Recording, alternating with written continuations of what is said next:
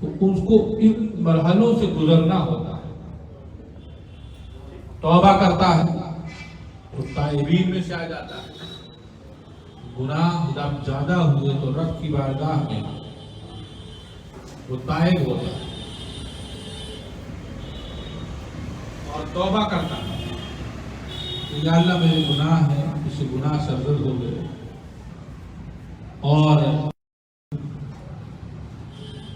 تو وہ توبہ کے لیے آتا ہے تو توبہ میں رب کا خوف ہو، ڈر ہو. معلوم ہوا جو گناہ بھی کرتا ہے اس کے دل میں رب تبارک و تعالیٰ کا ڈر موجود ہو تو لوٹنے کے چانسز رہتے ہیں. تو وہ ڈر اگر ہے تو تائب ہوتا ہے. اسی کو بولتے ہیں کہ رب کی بارگاہ کا سفر اس نے شروع کر دیا. اس کو بزرگوں کی تصوف کی زبان میں سالک بولتے ہیں. سالک کے معنی ہوتے ہیں سفر کرنے والا. مگر یہ وہ سفر نہیں ہے جو گیا سے پٹنہ یا گیا سے دلی یا گیا سے بامبے جانے کا. یہ زمین کا سفر نہیں ہوتا ہے، یہ دل کا سفر ہوتا ہے. توبہ انسان دل سے کرتا ہے. دل درست ہو رہا ہے. کیسے درست ہوتا ہے؟ توبہ کے بارے میں اللہ کے رسول صلی اللہ علیہ وسلم نے ارشاد فرمایا الندم التوبہ. توبہ ندامت کو کہتے ہیں. ندامت ہو گئی، شرمندگی ہو گئی تو اسے توبہ کہتے ہیں. اور اگر زبان سے خوب توبہ کر رہا اور اس کا دل شرمسار نادم نہیں ہے تو توبہ نہیں ہے. تو شروعات توبہ سے ہوتی ہے. توبہ کر دیا تو اب کوشش کرتا ہے کہ ہم نیک کام کریں. اور جب نیک کام کرنے کی توفیق ہوتی ہے تو پھر وہ تلاش کرتا ہے کہ نیکی کیا ہے. تو نفس سامنے نماز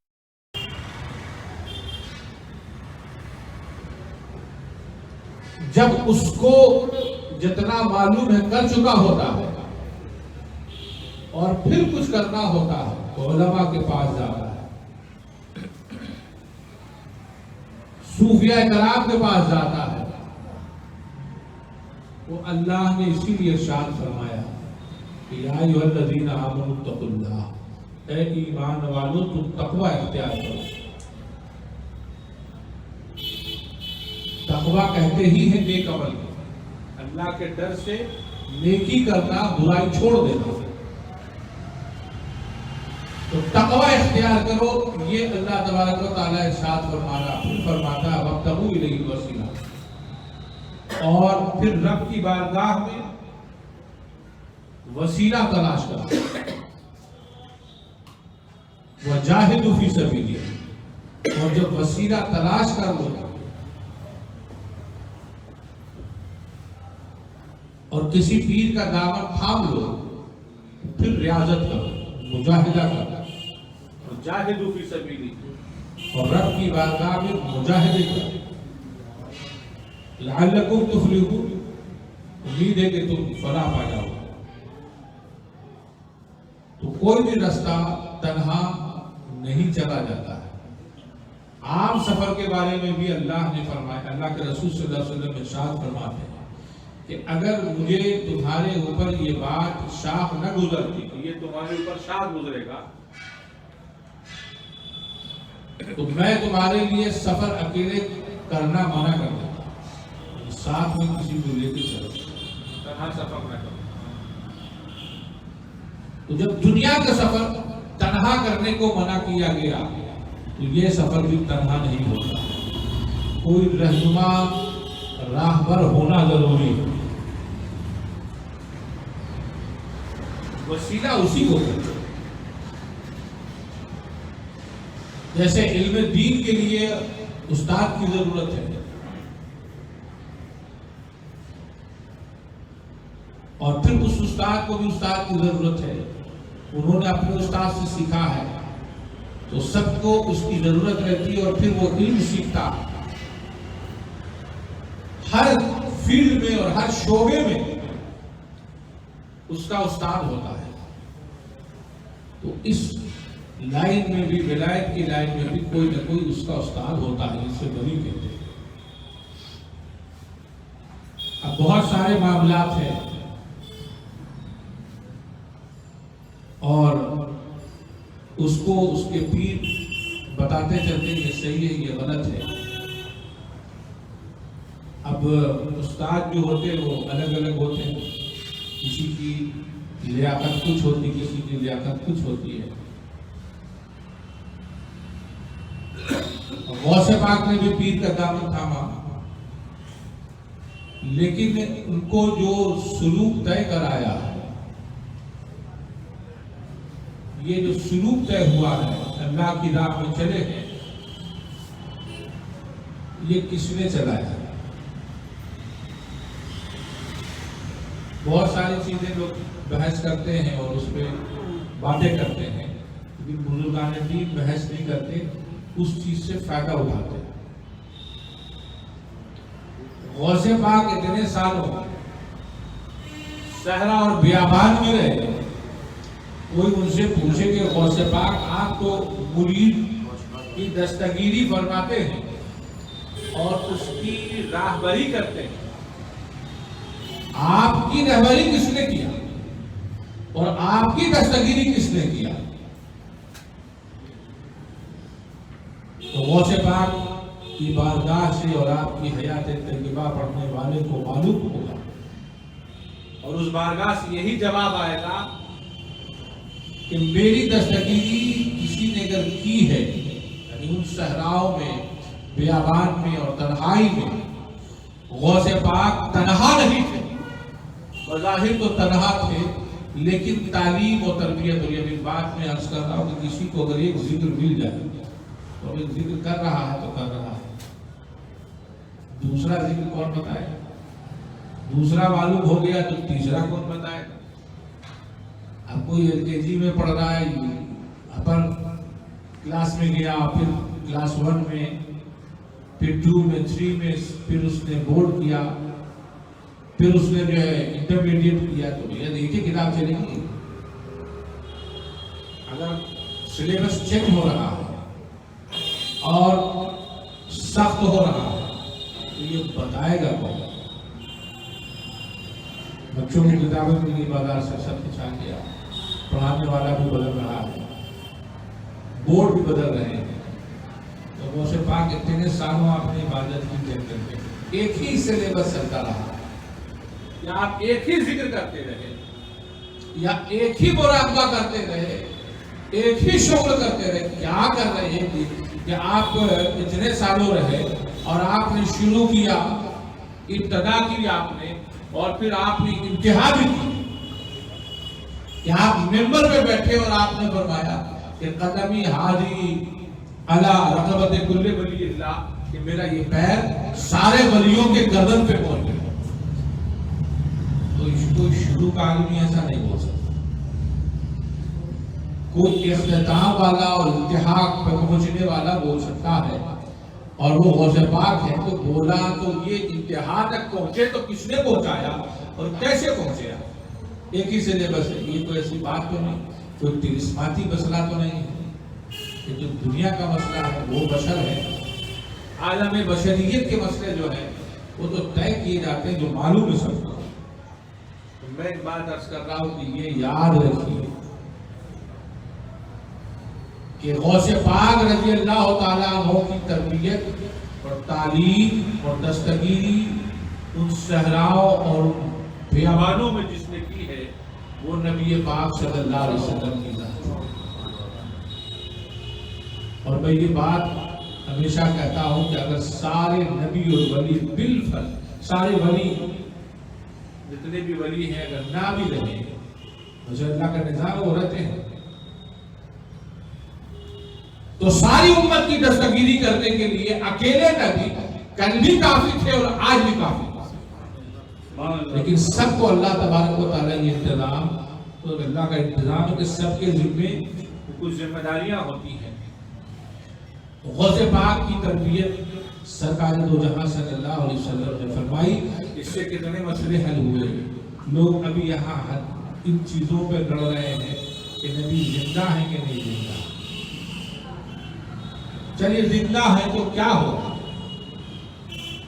بزرگان دین کے یہاں جائیے تو سمجھ میں آئے گا کہ وہ جانتے تھے کہ اللہ کے رسول زندہ ہوتے ہیں، نبی زندہ ہوتے ہیں. اب دلیل پہ چلے گی کا مسئلہ.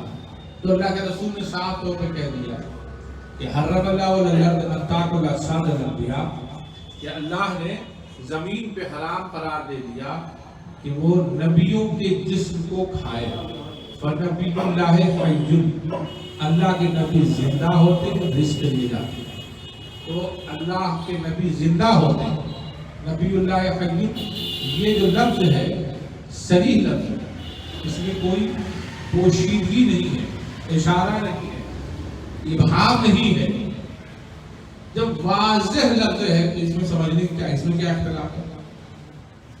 اللہ کے رسول فرماتے ہیں نبی زندہ ہوتا ہے تو وہ زندہ ہے.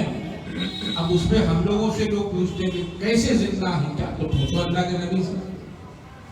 انہوں نے کیوں کہہ دیا اللہ کے نبی زندہ ہے؟ پوچھو اللہ سے. شہداء کے بارے میں کیوں کہہ دیا کہ وہ زندہ ہے؟ یہ بھی کہہ دیا کہ تم کو شعور نہیں، تم نہ سمجھ پاؤ. کون سمجھے گا؟ جو اللہ اس کے رسول کے سامنے سرنڈر کرنے کی عادت ہو سکے، سرنڈر کرتا ہے. مسلمان کے معنی اسلام کے معنی گردن کسی کے سامنے رکھ دینا. گردن کس کے سامنے رکھی جاتی ہے؟ جس کے سامنے سرنڈر کرتا ہے. تو آپ کو سرنڈر کرنے کی عادت رہنی چاہیے. کس کے سامنے؟ اللہ اس کے رسول کے سامنے، خصوصاً اپنے عقیدے کے تحت. اللہ کے رسول فرماتے ہیں اللہ کا نبی زندہ ہے. کیفیتیں ہیں، کیفیت ہم کیسے بتا دیں؟ اس لیے کہ کیفیت اگر جاننا ہے، آگ کی کیفیت جاننا ہے تو بھی ذرا ڈال دو. پانی کی کیفیت جاننی ہے تو تھوڑا پی لو. تو یہ کیفیتیں جاننی ہے تو ان تجربوں سے گزرنا ہوگا. نبی کیسے زندہ ہے اگر کیفیت جاننی ہے تو حیات نبی سے استفادہ کر کے دیکھو، سمجھ میں بات آئے. تو غوث پاک جب اس چیز کے سے گزرے تو اللہ کے رسول صلی اللہ علیہ وسلم نے دستگیری فرمائی اور کہیں کبھی بھی آپ کو تنہا نہیں چھوڑا.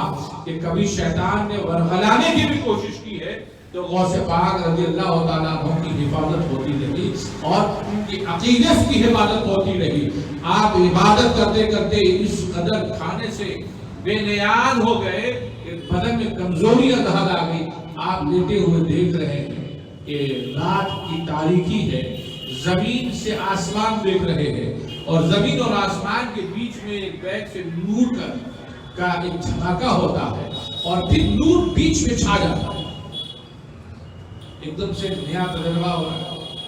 اب جب نور چھا گیا زمین اور آسمان کے بیچ میں، پھر کیا دیکھتے ہیں؟ غوث پاک ابھی تعجب سے دیکھ رہے ہیں، یا نہیں یہ کیا ہو رہا ہے؟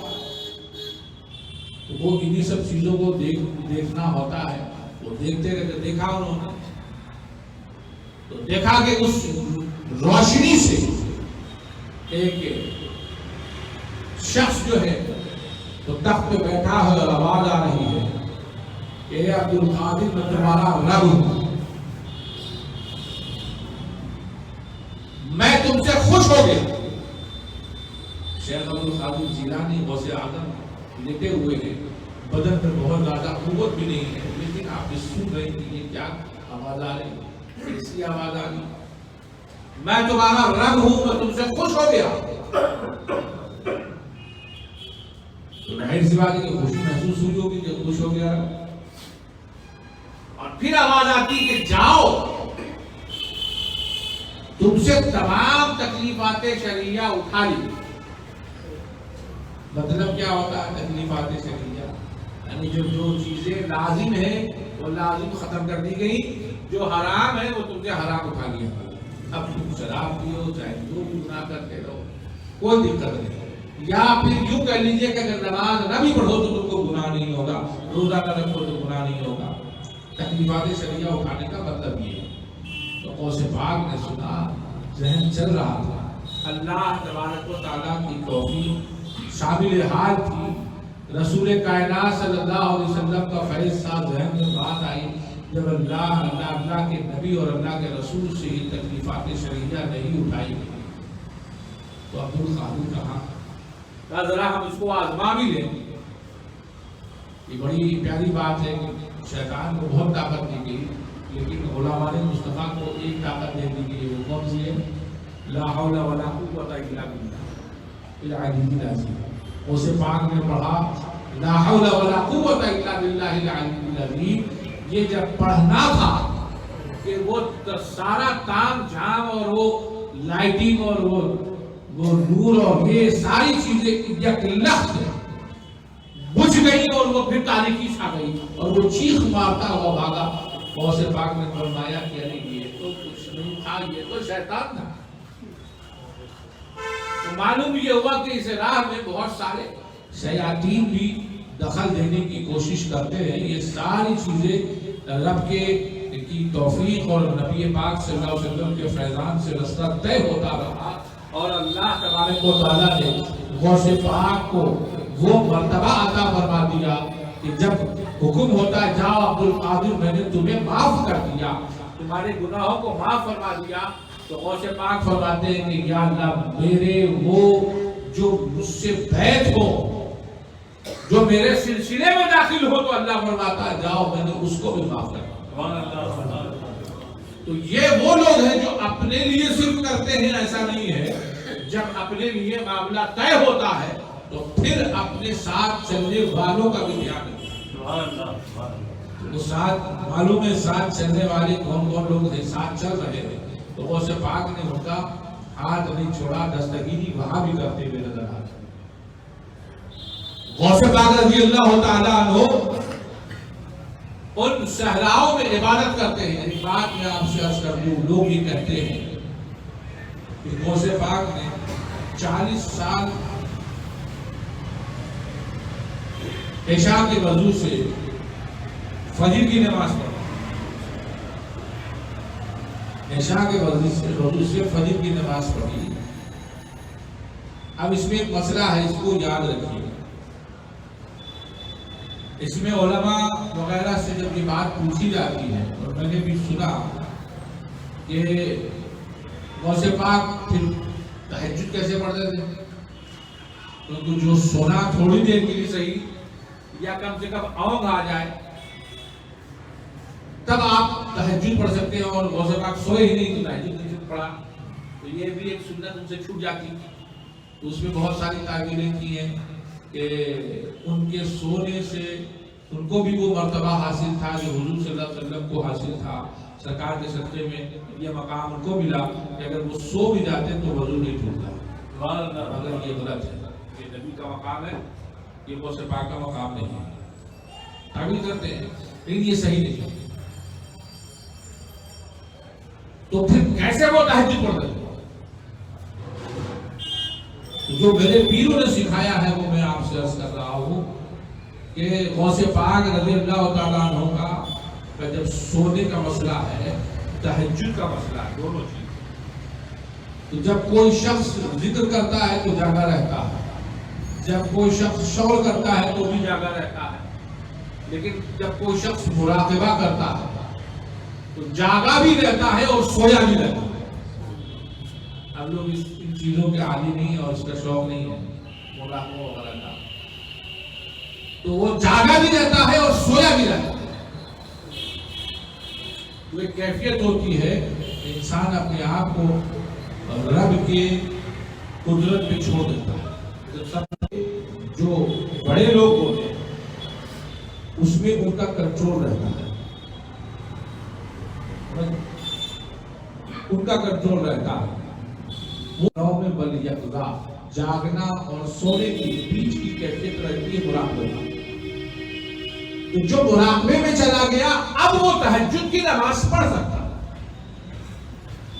عشاء کی نماز آپ نے پڑھی اس کے تھوڑی دیر کے لیے سو گئے یا اونگ گئے تو آپ تہجد پڑھ سکتے ہیں.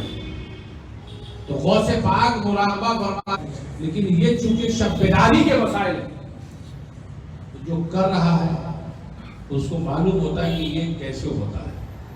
یہ ایسا نہیں ہے کہ حضور صلی اللہ تعالیٰ سرکار دو جہاں صلی اللہ تعالیٰ علیہ وسلم کو جو مقام حاصل تھا ویسا ہی غوث پاک کو ہے، ایسا نہیں ہے. یہ نص قرآنیہ اور نص حدیث کے خلاف ہے، ایسا نہیں ہے. یہ حقیقت ہے کہ وہ مراقبہ کرتے تھے اور مراقبے کے بعد پھر تہجد کے لیے آدمی تیار ہو گیا اور تہجد پڑھ سکتا ہے، لہذا وہ تہجد پڑھتے تھے. سمجھا؟ تو یہ تہجد جو ہوتی ہے غوث پاک پڑھتے تھے. اور تہجد پڑھنے کے لیے سونا لازم نہیں ہے، تھوڑی سی جھپکی بھی ہو جائے تو سو لیے ہو گیا، اور وہ چیز آپ کو مراقبے میں حاصل ہو جاتی ہے. لہذا پڑھتے تھے تہجد، اس میں کوئی دقت نہیں ہے. عبادتیں بھی جاری ہیں اور تہجد کے لیے سونا بھی پا لیا گیا. تو یہ وہ جماعت ہے کہ سوے تو عبادت ہے اور جاگے تو عبادت. دوسرے سو جائیں تو اس کا سونا غفلت کہلاتی ہے، لیکن یہ سو جائیں تو اس کا سونا عبادت کہلاتی ہے.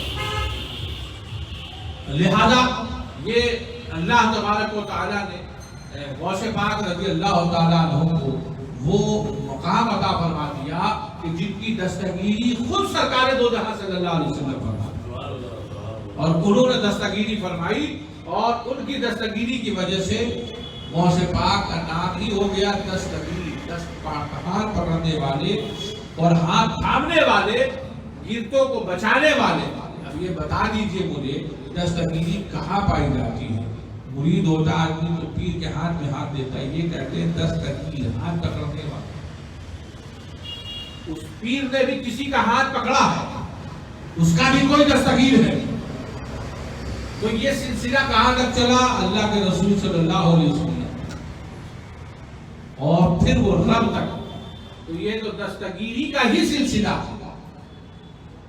ہاتھ پکڑنے کا ہی سلسلہ ہے. یہ وہاں سے چلا یہاں تک پہنچا، یہاں سے چلا تو اوپر تک پہنچا. یہ غوث پاک رضی اللہ تعالیٰ عنہ کی کرامتیں تو بہت ہے، مگر میں یہ عرض کر رہا ہوں کہ جو شخص اس راہ میں آ جائے، غوث پاک رضی اللہ تعالیٰ عنہ کا ہونا چاہے اور اس رستے میں آنا چاہے، میں اسے ایک بات کہتا ہوں کہ غوث پاک کی ایک بات بہت بیان کرتے ہیں لوگ، اور وہ یہ کہتے ہیں کہ غوث پاک نے فرمایا کہ اے میرے مرید، تم جو چاہو کرو، میں تمہارا دستگیر موجود ہوں. یہ بات کہی جاتی ہے اور پڑھتے بھی ہیں لوگ، اور غوث پاک نے فرمایا بھی ہے. لیکن میں ایک بات عرض کر دوں، یہ بات تو اچھی لگتی ہے کیونکہ اس میں تو بڑا مزہ ہے. جو چاہے کرتے رہو، غوث پاک سب کچھ صحیح کرتے رہیں گے، تو اس میں بڑا اچھا لگتا ہے کرو گی. لیکن غوث پاک نے کچھ اور بھی فرمایا ہے. غوث پاک نے فرمایا جو میرا مرید ہے اور وہ ذاکر نہیں، اللہ کا ذکر کرنے والا نہیں ہے، تو وہ میرا مرید نہیں. کبھی اس کو بھی پڑھ دو. تو غوث پاک رضی اللہ تعالیٰ عنہ جس رستے پہ چلے وہ 100% چلے، تو ہم اگر 5% بھی چلے گے کامیاب ہو جائیں. مشکل یہ وہ راتوں کو جاگتے، دن کو سوتے نہیں. تو اب بتائیے کیسی، وہ تو ریگولر ڈیوٹی پہ رب کی بارگاہ میں لگے ہیں اور رب تبارک و تعالی سے لوڑ لگی ہوئی ہے. دیکھیں ایک چیز ہوتی ہے، لوگ بولتے کہ ضروری کیا ہے، وہ بھی آگے سے پڑھ جاتے ہیں، وہ بھی نماز پڑھ رہے ہیں، ہم بھی نماز پڑھ رہے ہیں، وہ بھی روزہ رکھتے ہیں، ہم بھی روزہ رکھتے ہیں. کیونکہ ہم جب روزہ رکھتے ہیں یا ہم نماز پڑھتے ہیں تو نماز کے وقت جو ہے اپنا جسم لے کے رب کی بارگاہ میں کھڑے ہوتے ہیں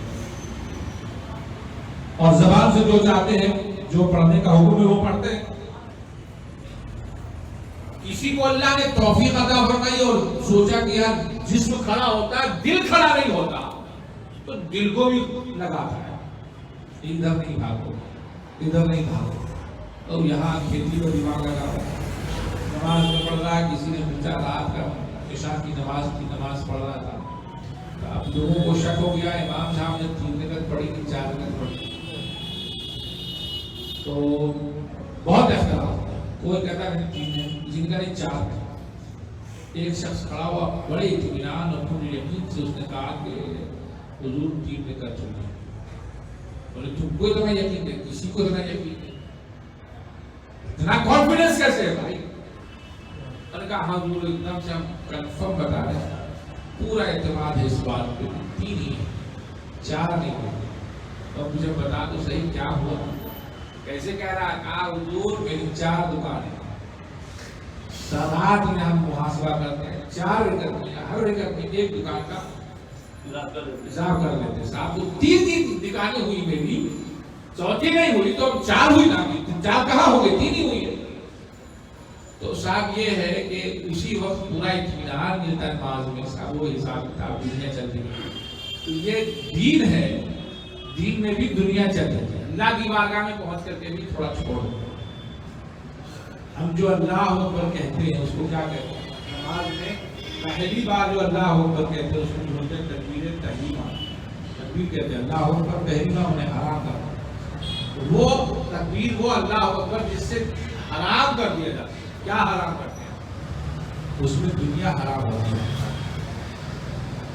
और फिर सलाम करते हैं तो फिर वो आप दुनिया में वापस आते हैं।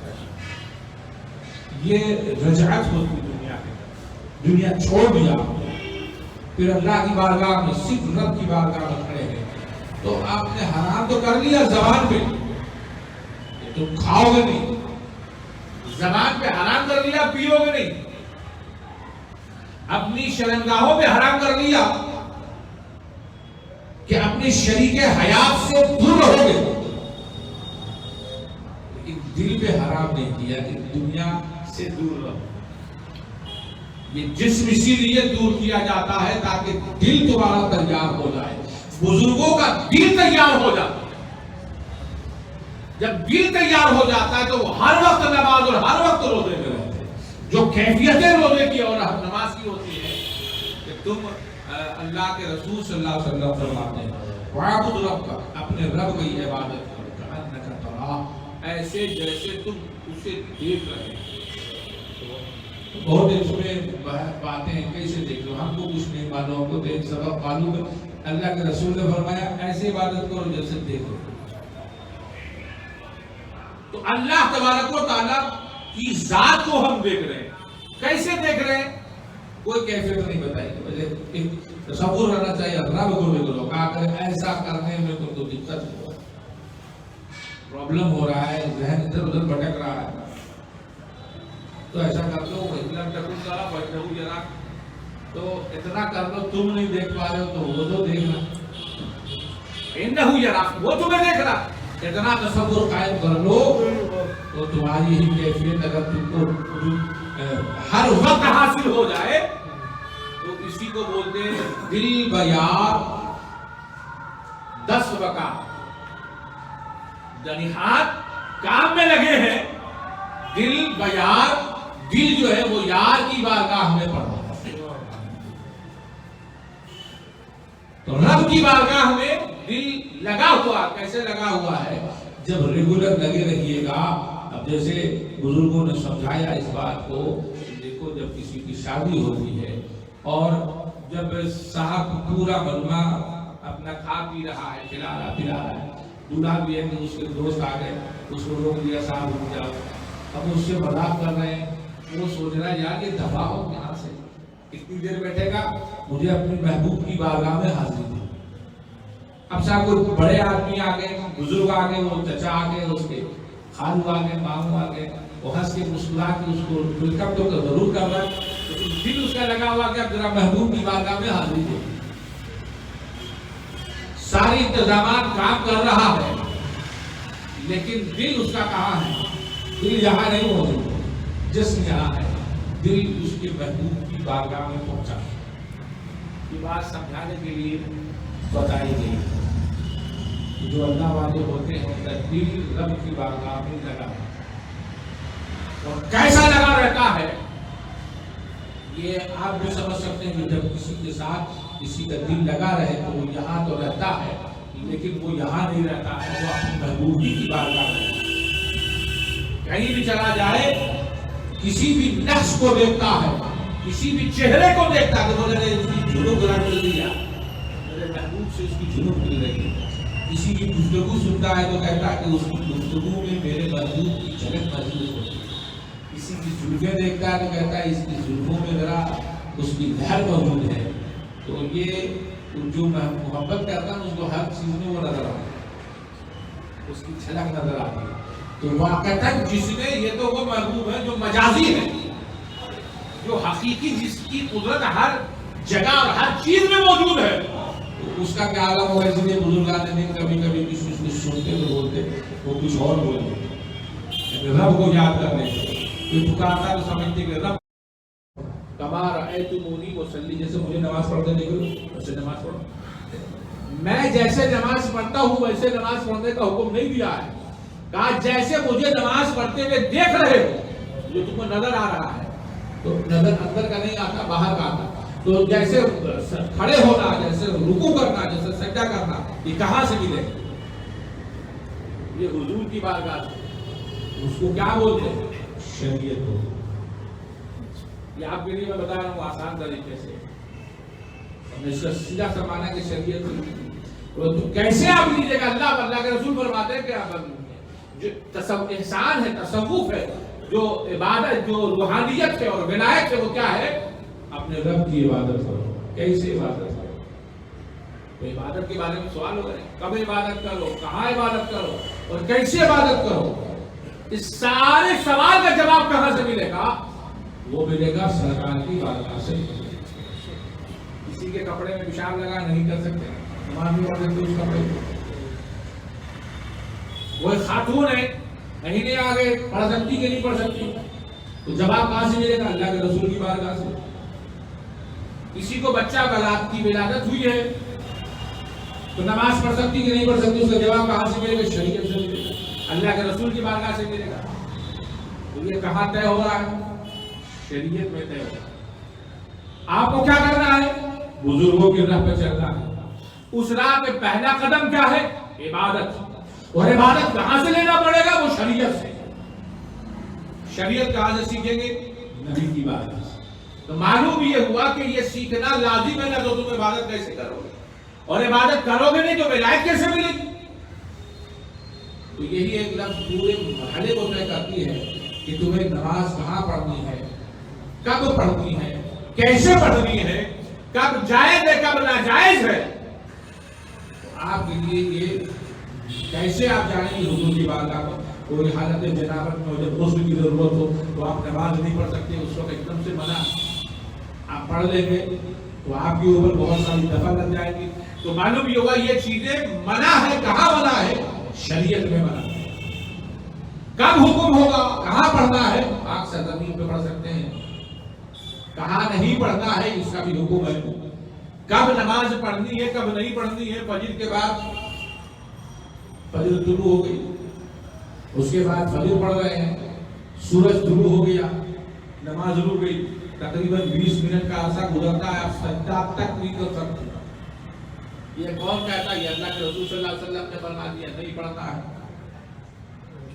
کیوں؟ اس لیے کیا سرکار فرماتے کہ اس لیے کہ اس وقت قرن شیطان کی سینگ طلوع ہوتی ہے، اللہ جانے وہ کیسی چیزیں کیا ہے بھلا ہے۔ اس کے بعد کس وقت اور نماز منع ہے یہ آپ مختلف انداز سے شریعت میں پڑھ سکتے ہیں۔ تو معلوم یہ ہوا کب پڑھنا ہے، کیسے پڑھنا ہے اور کہاں پڑھنا ہے اور کب نہیں پڑھنا ہے۔ تو یہ ساری چیزیں جو ہے کہاں ملے گی؟ شریعت میں ملے گی۔ تو ایک چیز کو سمجھنے کے لیے آپ کو شریعت اور رسول پاک صلی اللہ علیہ وسلم کی سنتوں کو دیکھنا پڑے گا، اور وہ چیز جب آپ نہیں طے کیجیے گا تو آپ کا معاملہ شروع ہی نہیں ہوگا۔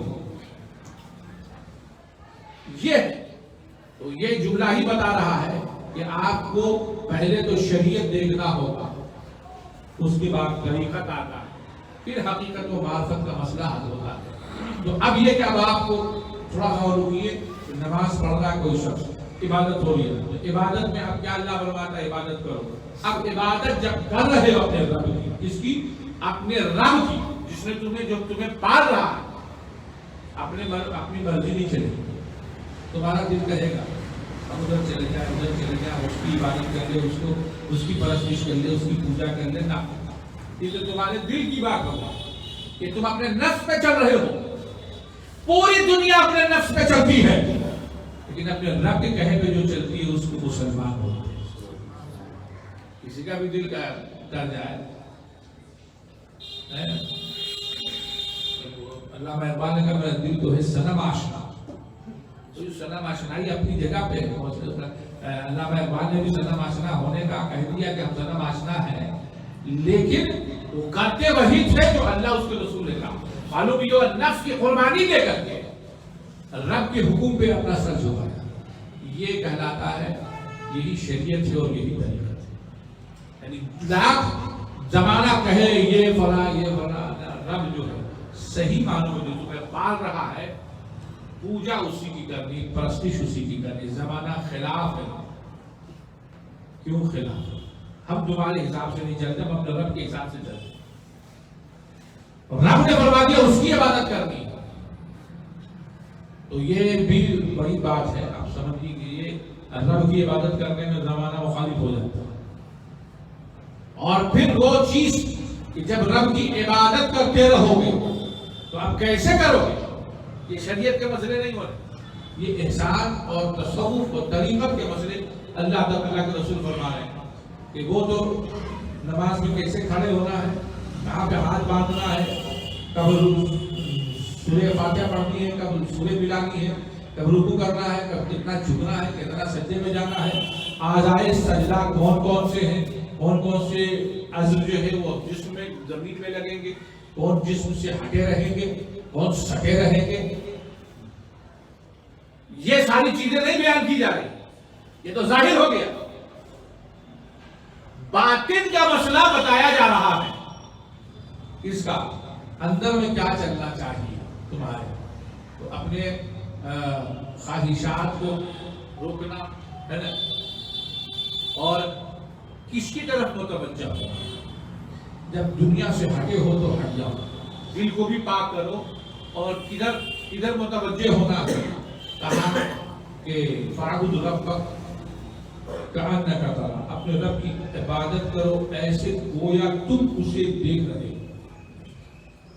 यानी दुनिया से हट गए ना, जब दुनिया छोड़ दी तुमने तो आप समझ लो दुनिया से हट गए, और कहाँ खड़े हैं? सामने रब है, हम उसकी बारगाह में खड़े हैं, उसे देख रहे हैं। अगर ये बारगाह रब की हाजिरी का ये तसव्वुर कायम हो गया तो ये मकसूदे इस्लाम भी है, और मकसूदे ईमान भी है, और मकसूदे एहसान भी है। तो अब ये चीज जो हासिल होगी किसी को, तो रब का करीब हो जाएगा। जो रब का करीब हो गया फिर वो साहिब करामत भी हो जाता है, साहिब विलायत भी हो जाता है, और वो अपने वक्त का गौस खुतुब भी हो सकता है। कहा ये कर लो। मालूम ये हुआ कि दुनिया छोड़ी है तो किसकी बारगाह में खड़े हो। सिर्फ छोड़ना मसला नहीं है, बहुत से लोग तो दुनिया छोड़े हुए हैं, कहीं चले गए, कब्रिस्तान में शमशान में बैठे हैं, उससे क्या होगा। बहुत से लोग हैं अपने अपने मसले हैं, मगर एक बात तो कोई कह रहा है कि भाई ये अच्छा है, मगर उसका खुदा का ही कंसेप्ट नहीं, जिसने पैदा किया तो गॉडलेस है। वो जो गॉडलेस है तो जब जबान पे पुकारा जाता है, याद रखिए ये बड़ी तारीफ की बात है कि जब स्पेस में शटल भेजा गया, रशा में ला मजहबियत थी, ला दीनियत थी, समझा। और शटल जो है वो साहब उसका पता नहीं चल रहा, सेंस नहीं कर रहा, उनके सारी मशीनरी के रडार से वो बाहर हो गया, रडार से बाहर है, पता नहीं चल रहा कहाँ गायब हो गए। तो सारी उस वक्त जो वहां की आवाम जिसको कहते थे कि ये लोग ला मजहब है, ला दीन है, तो वो लोग दुआ कर रहे थे, ओ गॉड से भी। तो ये गॉड मानते क्या हो तुम? मालूम होगा ये गॉड का जो मसला है, खुदा का मामला, वो तुम्हारे दिल में रखा गया है। दिल बोल रहा कि जहां मेरी रसाई नहीं होती वहां रसाई खुदा की। तो ये तो दिल की पुकार भी होती है, इसको कहेंगे दिल से किसी ने पुकारा तो किसको पुकारता है? वो अल्लाह को ही पुकारता है। तो रब तबारक व तआला ने फरमाया जब दुनिया से हट गए तो क्या मकसद? सिर्फ हटना मकसद नहीं होता। बहुत से लोगों ने दुनिया छोड़ दी, कोई फायदा नहीं हो सकता। दुनिया छोड़ी तो पकड़ा किसको? इस्लाम अगर किसी से अलग करता है तो छोड़ नहीं देता कि तुम जाए हो जाओ, बल्कि उसको कहते हैं ये दरबार है, रब की बारगाह से। अब इसमें जो मसले होते हैं वो जहां पे बहकने के, भटकने के या रुक जाने के मरहले होते हैं, वो कौन तय कराता है? तुम्हारा पीर तय कराता है। जो काबिल होगा वो तय कराता है कि वो देखो ये मरहले से। अब ये बताइए इसकी बातें कहां से तुम्हें मिलेगी? इसमें भी तो मसले होते हैं। कोई भी चीज आप करते हैं उसमें कुछ चीजें होती हैं कि भाई ये इसमें ये मसले हो रहे हैं, इसके मसले कहां मिले, कहां मिलते हैं? देखे हैं आपने? तो ये मसले हैं तौहीद के, ये तौहीद वाले हैं। तो तौहीद के जो मसले मिलते हैं तो तुम्हारे यहाँ नहीं मिलेंगे। तुम तो सिर्फ इधर उधर की बात करते हो। कलामी मसलों में जिंदगी गुजारने वालों, ये तुम्हारे मसले नहीं, तुम इससे दूर रहो। ये उनके मसले हैं, क्यों नहीं तय करते? वो उसके मसले हैं कि बुजुर्गों ने बताया तुम्हें कैसे करना होगा ये, और ये बताया नहीं जा सकता है। ये हर आदमी के मामले अलग अलग होते हैं। मैं एक बात आपसे अर्ज कर दूं, अल्लाह के रसूल सल्लल्लाहु अलैहि वसल्लम ने फरमाया है कि जब कोई शख्स इल्म नबूवत पे, यानी कि जो अल्लाह ने शरीयत, इल्म शरीयत दिया, उस पर अमल करता है, तो अल्लाह तबारक व तआला उसको ऐसे उलूम का वारिस बना देता है जिसको वो नहीं जानता है। वरसहुल्लाहु तआला मालम यालम, जो ऐसे उलूम बता देता है जिसको नहीं जानता है। और फिर फरमाया है कि उसको दुनिया के मर्ज भी दिखा देता है और दुनिया के मर्ज का इलाज भी बता देता है। तो दुनिया से आराम और सुकून से वो निकल जाता है। तो मालूम ये होगा कुछ लोग ऐसे कि जिनके सामने अल्लाह ने दुनिया के मर्ज और दुनिया के मर्ज का इलाज भी बता दिया। जैसे तो वो इलाज, ये इलाज नहीं जिस्म का नहीं है, वो इलाज रूहानी इलाज है। तो जो मुआलिज रूहानी है उसके सामने रूहानी मर्ज जब लेके कोई पहुंचता है तो वो उसका इलाज है। ये मसले ऐसे तय हो गए, तुम्हें ऐसे पढ़ना होगा। और वरना गौसे पाक की बारगाह में अवाम के लिए करामतें, अमल करने वालों के लिए तकवा तहारत है, और गौसे पाक के लिए की बारगाह में जो वली और वली विलायत के आला मकाम में जो फायज हैं उनके लिए कुछ और है। आपको मैं बता रहा हूँ कि हुजूर ख्वाजा बिहार सिंगना से शाह का हुसैन खानी रहमतुल्लाह फरमाते हैं कि जब मैं अपने अंदर जज्ब की कैफियत ज्यादा पाता हूँ तो अपने गौस को अपनी सांसों से पुकारता हूँ। जबान से जबान हिलती नहीं है, फरमाते सांसों से पुकारता हूँ तो मेरे अंदर की जो तपिश है थोड़ी कम हो जाती है। ये इसकी आग होती है, दिल में जलती है, तो कहा वो कब जला हो जाती है। तो ये तो मैं समझाने के लिए आपको बता रहा हूँ। दूसरे सख्त जबान में मैंने थोड़ा वो अपने टर्मिनोलॉजी में उन्होंने बयान फरमाया था, लेकिन बात ऐसी है, ये वो बात है तो आवाम के लिए तो करामत हो सकती है, खवास के लिए तकवा हो सकता है, और बड़े बड़ों के लिए उनके असरार, उनके फुयूजात हैं। तारुफ ये हुआ कि वो मुतदियों के भी दस्तगीर हैं और जो अवाम है उनके भी दस्तगीरी फरमाते हैं, और जो तकवा और तहारत और अमल करने वाले उनकी भी दस्तगीरी फरमाते हैं। और जो शख्स अल्लाह तक पहुंचना चाह रहा है और विलायत के आला मकाम पे फायज हो गया है, उसके मरहले तय करा है। बड़े बड़ों के बारे में फरमाया गौसे पाक ने, अगर मैं उस जमाने में रहता तो मैं उसको उस मकाम से खींच के ऊपर पहुंचा दूं, उसकी जबान से ये कलमा नहीं निकलता। मालूम भी होगा कि ये मरहले वो दूसरे मसले हैं और दूसरे मरहले हैं जो मरहले तय कर दिए हैं गौसे पाक ने। अल्लाह तबारक व तआला ने आपको मकाम अता फरमा दिया। کہ آپ بیٹھے تو سارے اولیاء کرام نے اپنی گردنوں کو جھکا دیا اور وہ فرما رہے ہیں کہ قدم ہادی اعلی رغبت کل ولی اللہ، ہر ولی کی گردن پہ میرا قدم ہے. یعنی غوث پاک کو اللہ نے ایسے مقام پہ فائز فرمایا کہ وہ فیض رسانی کا کام کل بھی کر رہے تھے، آج بھی. اچھا ایک بات میں آپ سے، سورج جب ڈوب جاتا ہے کیا ختم ہو گیا؟ یہ بولے کوئی آدمی بول رہا ہے کہ سورج بن گیا تو ٹھیک بول رہا ہے، اس کی نہیں عقل ہے. اب صبح کو اٹھا لگا رہی پھر آگے دوسرا ہے کیا؟ تو بچوں نے پوچھا کہ یہ بتائیے کہ اگر سورج ڈیلی ڈوبتا ہے، چاند ڈیلی ڈوبتا ہے تو پھر یہ اللہ تعالیٰ اس کو کیا کرتے ہیں؟ تو ماں باپ نے سمجھانے کے لیے کہا بیٹا اس کو اللہ تعالیٰ ٹوٹ کر کے آسمان میں چھیڑ دیتا ہے تو وہ تارے بن جاتے ہیں. تو یہ سمجھائیے گا بچوں کو تو چلے نہ چلے، لیکن یہ بات تو غلط ہے. غلط ہے نا کہ کوئی بولے کہ بھائی بل گیا اور چھیڑ دیا تو یہ ایسے عقیدے نہیں بنائے. تو غوث پاک جہاں ادھر ڈوبے ادھر نکلے والا مسئلہ ہے، لیکن یہ بات ہے کہ یہ وہ لوگ ہیں کہ جو حیات ظاہری میں رہے تو بھی فیض دیتے رہتے ہیں اور وصال ہو گیا تو بھی فیض دیتے ہیں. فیض کا رکاوٹ نہیں ہے. حضرت مخدوم بہاری کا انتقال ہو گیا، مسئلہ بیچ میں کچھ آیا تو حضرت مظفر بلخی وغیرہ موجود تھے. انہوں نے کہا چلو نا مولوی صاحب سے پوچھ لیں. کہا میں نے ایسا پیر تھوڑی کیا ہے جو مر جائے. آج سے کتنے سال پہلے؟ 600 سال سے زیادہ ہوا. اس لوگ کی کلامی مسائل بھی نہیں تھے. انہوں نے کہا میں نے ایسا پیر نہیں کیا جو مر جائے. اور وہ تو زندہ چلو پوچھتے ہیں. لوگوں نے بلوگ دینے نہیں. معلوم کیا وہ یہ جو لوگ ہیں اللہ والے ہیں، خاص طور غوث پاک رضی اللہ تعالیٰ عنہ، ان کا فیض بتاتا ہے کہ وہ زندہ ہے.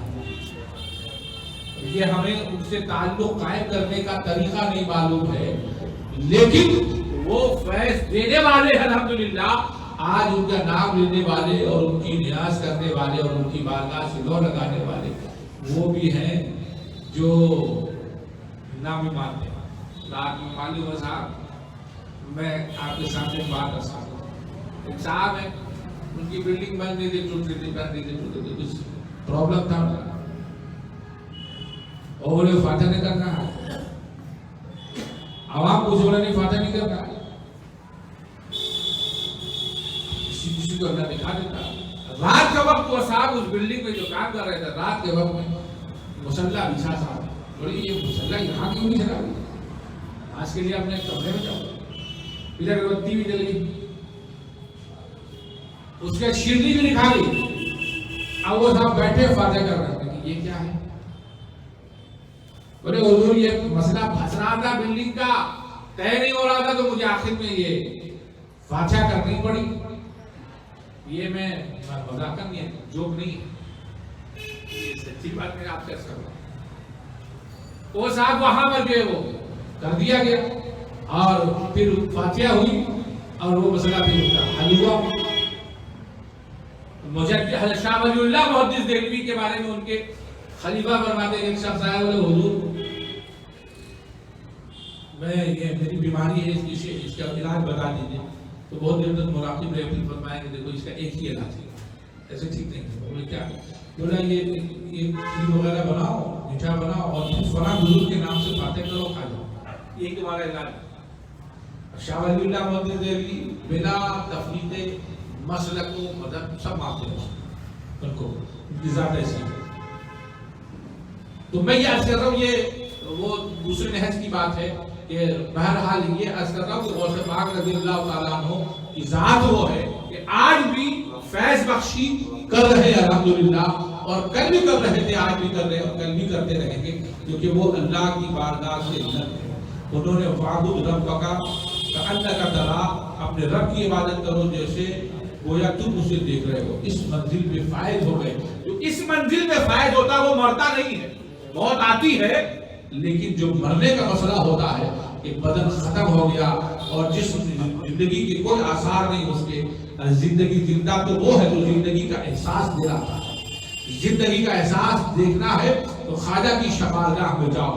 मखदूम बिहारी की बारगाह में जाओ, हजरत निजामुद्दीन औलिया की बारगाह में जाओ, और अगर तुम्हारे पास पैसा है तो बगदाद की सरजमीन पे गौसे आजम की बारगाह में जाओ, आका की बारगाह में मदीना पहुंचो तो मालूम होगा कि जिंदगी नबी की बारगाह से बढ़ रही है, और जिंदगी लेने वाले ये वो लोग हैं जो कल भी जिंदा थे और आज भी जिंदा हैं।